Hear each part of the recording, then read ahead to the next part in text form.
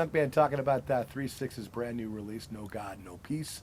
I'm with 3/6's guitar player, Killswitch. Dude, how are you? I'm well. Thank you very much, Junkman. You tend to tune lower. Yeah. Why is that? I like the feel of the guitar. I like the toughness it has when you just tune down. Even if you're tuning a half step down, I mean, you get that ballsy feeling coming out of your instrument. Did you have a lot of input into the writing or into the lyrics, or was that mostly all Damien? No, Damien, he comes with the lyrics. I come up with the music, and he had some great ideas for music too. That we have a few songs on the album that are also his brainchild as well. You know, we had this long hiatus we've just been on, and we wanted to come back we were a force to be reckoned with now. You know, we're for real now. This isn't a joke, man. All right, producer Marco Olson, tell me about his influences on you. Pro, con, what did he get out of you, and you know, what kind of influence did he give? I believe that just speaking as a musician, he brought out a lot of strengths that I didn't realize I had before. I think he did that for Damien and myself, to be honest with you. He really pushed us to the limit, and he brought out these strengths that we've never capitalized on before as musicians, you know, working in 3/6's. He wanted us to see it's gonna be a metal album. And he has a lot of input too. I mean, he definitely has songwriter credits on these, just because he put in his trademark on our sound. You know, he really brought out the best in us. I need to know where, because what I have here is I have all the guitars on a comp, so I'm just gonna cut it, and then so that we can record over the top of it again. Here we are now.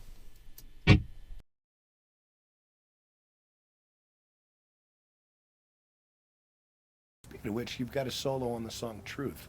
Yeah. Was that part of that whole deal right there? No, well, it was, but we were. If you want the backstory on Truth, you know, if you have time. I got plenty. Oh, great, excellent.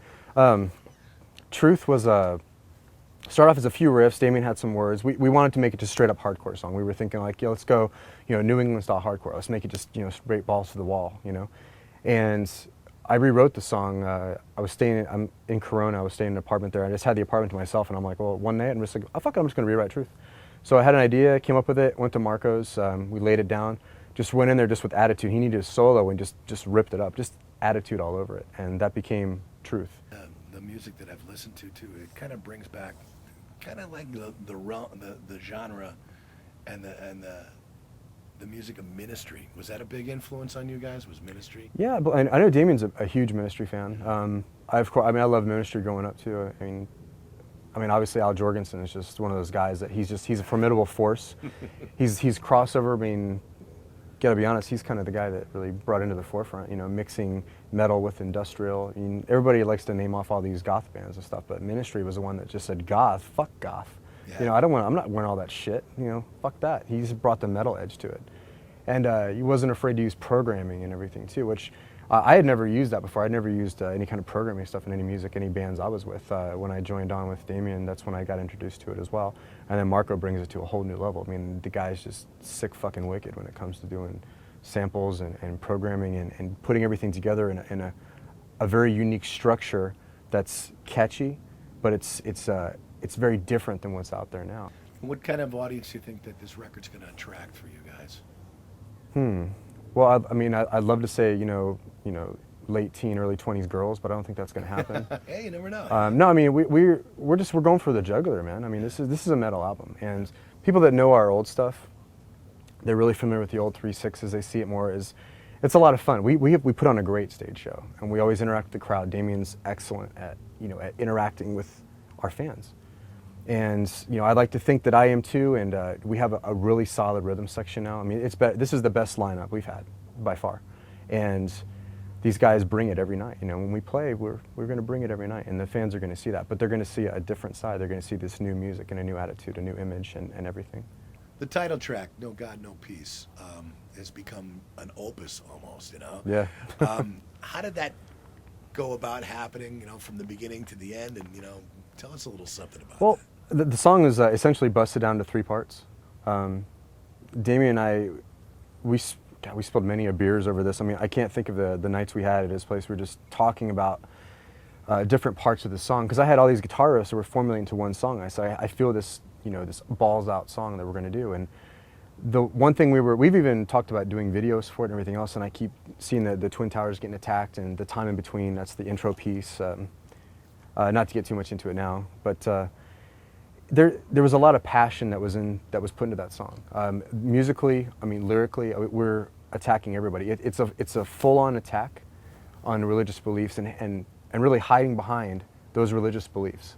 You're such a big man because you hide behind the Bible or whatever it is, whatever religion that you fall in line with right now. But there's a lot that had to be said and very critically too, of course, about that. And I think that the song really encompasses that full on. And Marco had a lot of his hand was really deep in that cookie jar too, in that song. Just pulling out all these different ideas that we could go with, the structuring of it. Because I mean, I think before at one time this was almost a 13-minute song, and kind of to whittle it down a little bit more too, with all the music was going on. And I think I was just trying to fit every goddamn guitar riff I had that was I felt was amazing into the song, because I felt it really spoke a lot to it. But when Damien started coming with the lyrics, and this was a process of sorts. It wasn't something that happened overnight. I mean, I would have riffs in my head going over to his house. We would lay it down on just a little 8-track recorder just to get everything going. But he was, lyrically, there was things changing all the time. He's like, what do you think of this? And I throw these music ideas, and it was just something that, it was something I really think we bonded just as friends too. It was something. It was an amazing experience. Totally just doing happy this with song. the way it came out. Yeah, I mean, it definitely needed to be the title track. And his idea, of having, no God, no peace, and then flipping it around, N-O God, K-N-O-W peace. I mean, it speaks volumes. That title is just, there's a lot of in-depth, I think you really need to dig deep into this song and read the lyrics and really get into the music to really feel what it's about. But it's a very powerful opus. Yeah, it is. Background for you, influences and things like that. People are going to want to know. They usually ask the guitar player these questions all the time. I felt compelled. So. Oh no! Oh God! Well, I mean, the one man I have to really thank for bringing me into the world of metal would be Dimebag Darrell. Right. Rest his soul, man. He was great, and really floored me when he was killed too, while he was on tour with Damage Plan. Rob Flynn, Machine Head, just everything about them. The guys in Seven Dust. I grew up with the guys in Seven Dust in Georgia, a couple of them. Stuck Mojo, Rich Ward, phenomenal guitar player. And then I have a bluesy side too. I mean, I love Jimmy Page's old stuff, the Zeppelin stuff. I mean, it's kind of hard to ignore that. Stevie Ray Vaughan. A lot of guitarists that they can come to mind too, but I just have to really think about it. I'm really more of a songwriter guy, to be honest with you. What did you think about 3 6s when you got involved?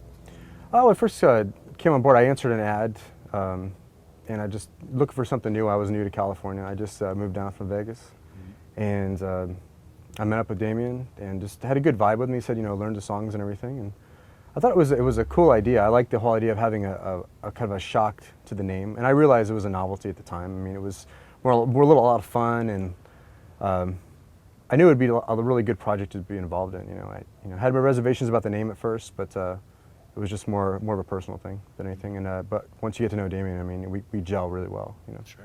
Yeah. You sound like you're ready, man. Yeah, I am. So it's Yeah. very ready, very confident, very ready. It looks like. What was the saying from They Live? I'm here to chew bubblegum and kick ass, and I'm all out of bubblegum. Good point. Yeah. Well, Kill Switch, we really look forward Yeah. to the brand new to the release. I hope you guys like it. Yeah. And thanks for talking, man. Thanks, Chuck. Rock out with your Appreciate it. cock out, brother. Absolutely.